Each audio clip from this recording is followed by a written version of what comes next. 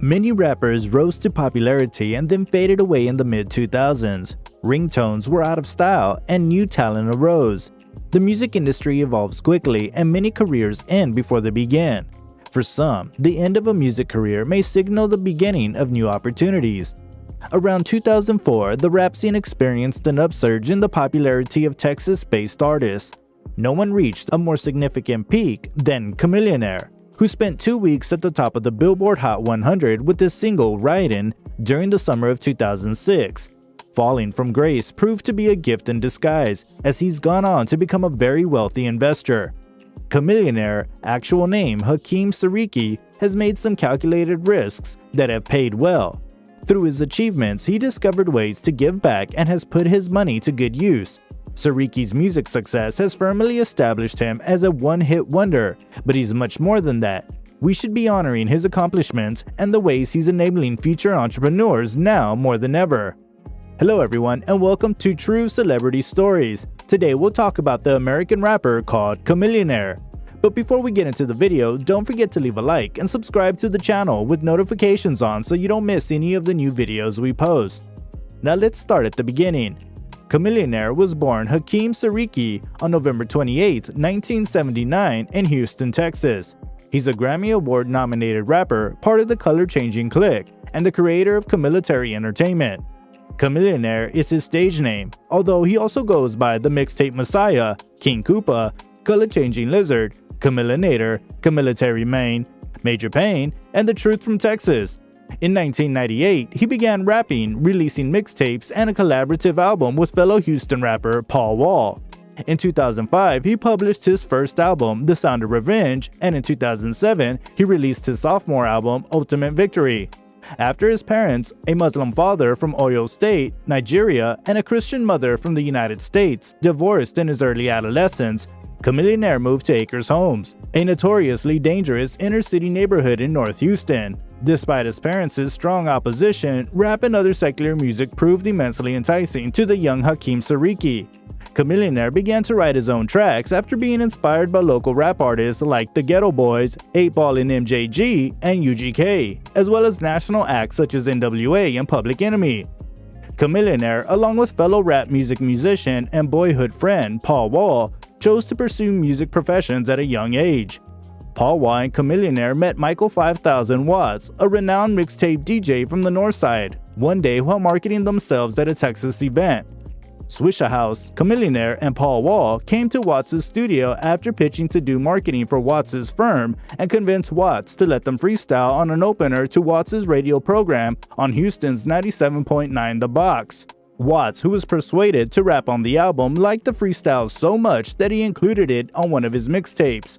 The freestyle was so successful in the streets that Chamillionaire and Paul Wall became regulars on Houston's mixtape scene, appearing on many Watts' mixtapes, and became permanent members of the Swishahouse. Even though Paul Wall and Chamillionaire were generating a lot of commotion in the streets by rapping on Watts' mixtapes, they, along with numerous other Swishahouse members, grew dissatisfied with the bit of money they were receiving from the mixtapes.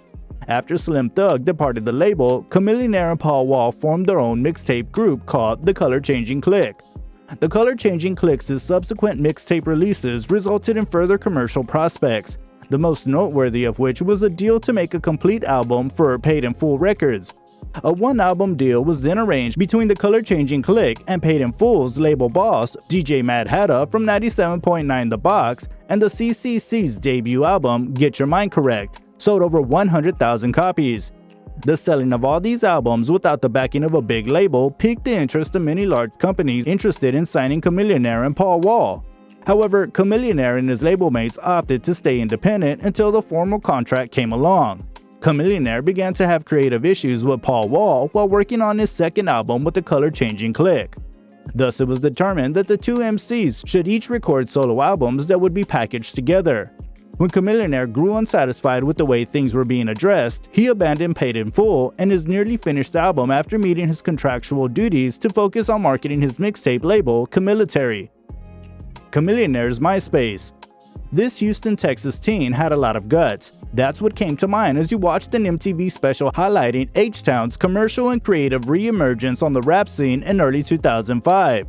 Following the audacious freestyle, the focused and much lauded MC known as Chamillionaire stood in front of a nationwide audience and said on television, "I'm the truth from Texas." While such bragging may appear to be run for the course, in hip-hop's proud 25-year history, the latter bold assertion perfectly characterized Chamillionaire. It's how he got the title, the Mixtape Messiah, which he gained after independently selling over 100,000 copies of his Get Your Mind Correct CD and thousands of his other mixtapes.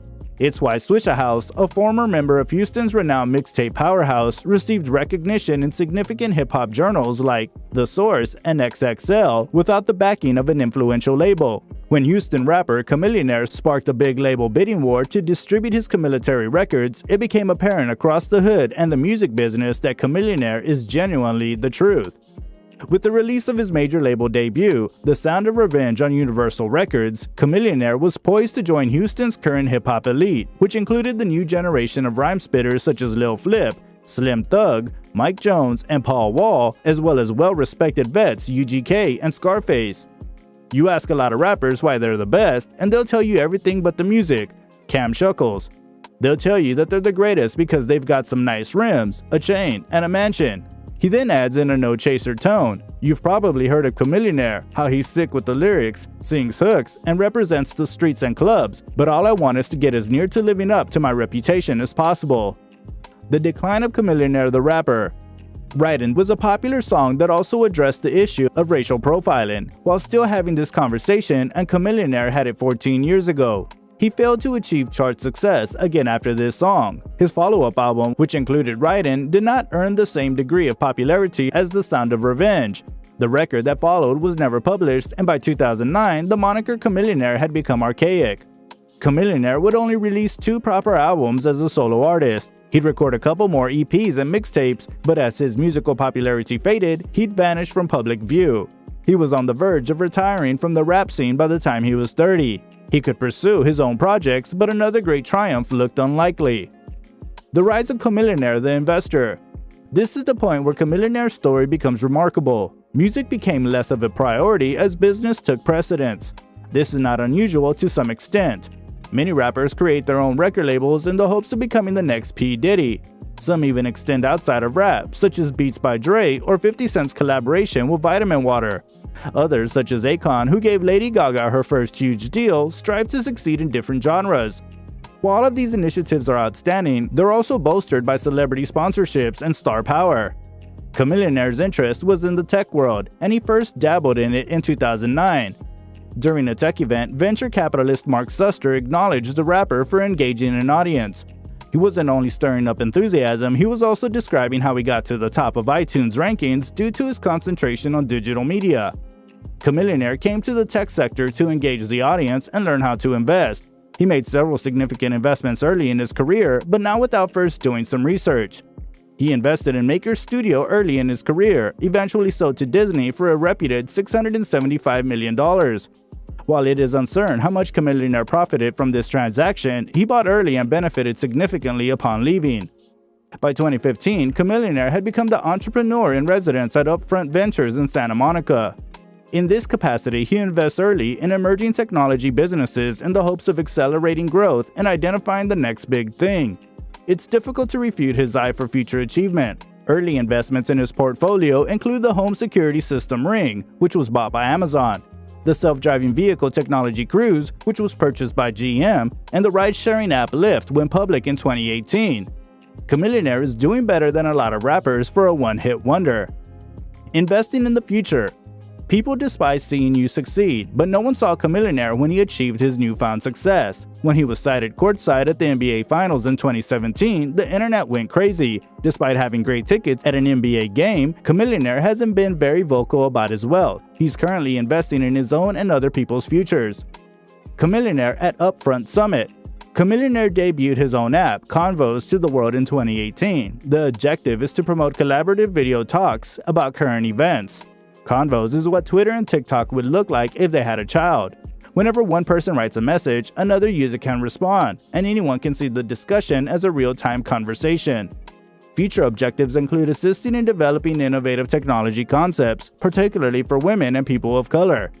In 2019, Chamillionaire hosted a contest to invest $25,000 in a startup since few startups had a female founder and few persons of color had venture-backed startups. He then ran a second competition, putting $100,000 in the winner this time. Pierre Laguerre's business, Fleeting, was chosen as the winner after applying through Convos. Laguerre is a Haitian-born college dropout who saw a need for skilled truck drivers in the United States. He wants to bridge the gap between truck drivers and on-demand work as our shipping demands have grown. Is Fleeting the next big thing? Possibly. It's challenging to ignore Chamillionaire's knack for success. While he still dabbles with rapping on occasion, his most tremendous success may be found in the realm of finance. Personal life. There's little information available regarding his romantic life. He did, however, have an affair with Deetra Guillory in 2001, according to reports. He's also reported to have a son, the identity of whose mother is unknown. Hip-hop had a golden era in the mid-2000s. New sounds and musicians emerged, and many of these performers went on to become immediate hitmakers. However, while some maintained their success, others went away just as quickly as they were on the scene. Chamillionaire, best known for his 2005 hit song Ride-In, was among those. Chamillionaire has certainly had his fair share of adversity on his path to redemption. He appears to have charted a course for long-term success rather than relying on music industry trends. He could undoubtedly retire at this point if he wanted to. However, I don't see that occurring. He aspires to help underdeserved areas while also establishing his name as a pioneer. He has genuinely achieved success in a new field, and his accomplishments are worthy of recognition. And that wraps up the video. Thanks for watching.